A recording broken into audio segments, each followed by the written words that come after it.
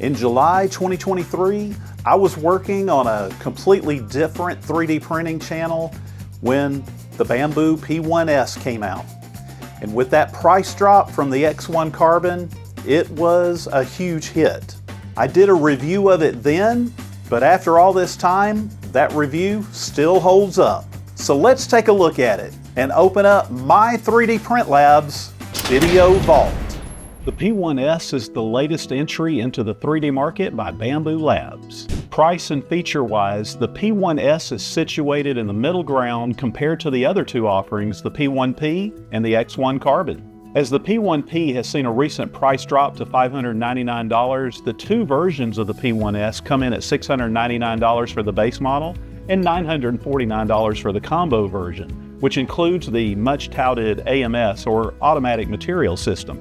And while the AMS can be added to the P1P or the base P1S for $349, the P1S combo comes with many more features to justify the price.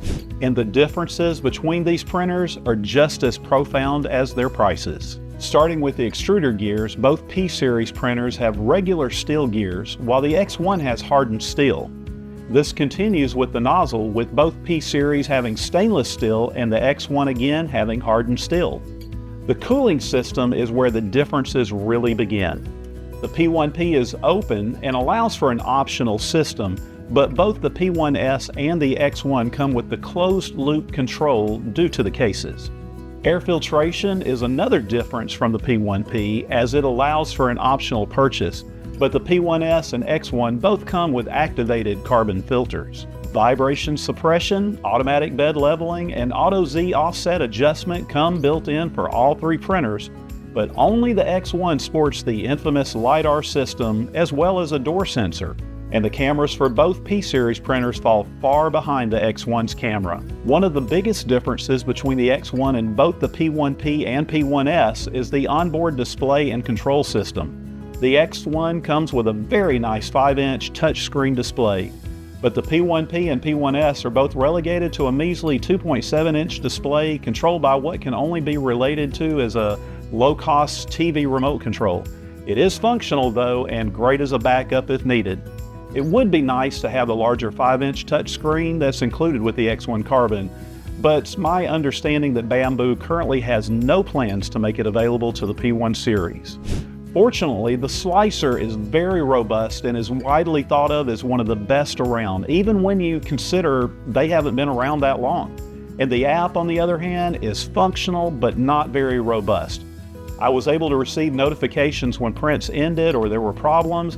There's some settings that can be adjusted, but the main feature is the ability to check on your print with the camera.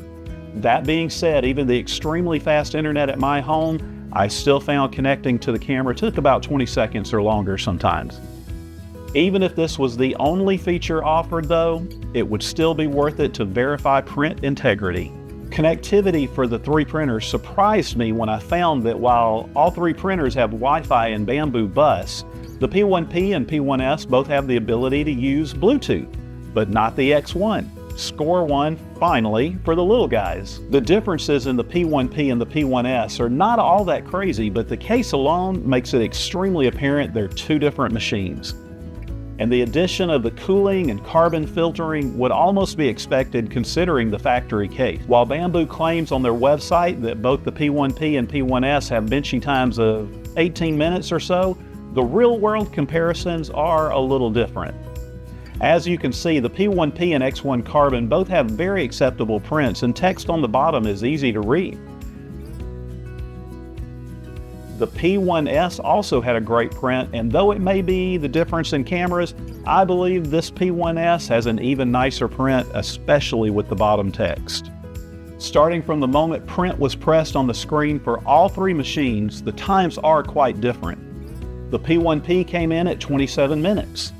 The P1S was right at 20 minutes, and the X Carbon was at 13 minutes. While the Benchy may have been the first item I printed on this P1S, it also came with a micro SD card loaded with 19 more prints, ranging from very neat little toys to very functional and needed tools. The quality of these prints is superb and impressive, especially when printing with Bambu's own line of filament. These branded filaments come with an RFID chip that's automatically detected to ensure correct color, speed, and temperature when printing. And the spools themselves come apart to allow you to purchase filament without a spool to limit waste. They even include a spool as one of the prints on the SD card. This is especially helpful when you have a cardboard spool, as those are not compatible with the AMS. There is a drawback to using generic filament, which, by the way, is what they call anything not Bambu. I've seen a time difference in some of the prints when using the basic preset settings. The Bambu filaments always print faster, which makes sense, I guess, since they've optimized everything with these filaments and not so much with the other filament. I'm sure that as I learn more and get into the advanced settings in the slicer, I'll be able to reduce this time difference. Speaking of time differences, the AMS is definitely something to consider when printing multicolor prints.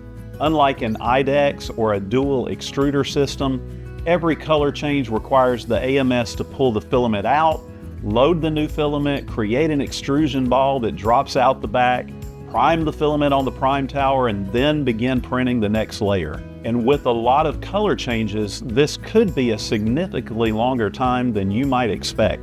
That being said, for the most part, if you keep the chute clear, the AMS works incredibly well and provides some pretty incredible 4-color printing. The 3D printing battles for speed and quality are definitely heating up. The new AnchorMake M5 and the Prusa Mark IV, they claim speeds and options that rival the P1P and the P1S.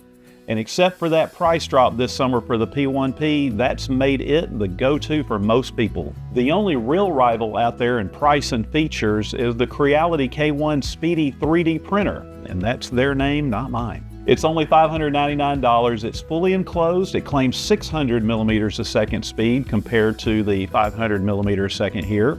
This fall, they'll have an AI power boost coming out. It'll be interesting to see how Bambu responds to this competitor. All in all, the Bambu Lab P1S with or without the AMS is the 3D printer most people have been wishing for.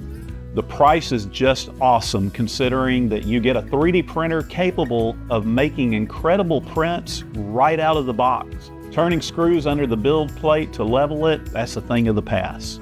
Purchasing an add-on bed leveling system, that's not necessary. All of that with the ability to print 4 colors, or even 16 if you add on more AMS units, that's made the Bambu P1S a truly incredible machine. The P1S is still one of my favorite 3D printers, and probably the one I use the most. Hopefully this review helped you out if you're still on the fence as to which 3D printer you should buy, so that you too can learn, create, and amaze.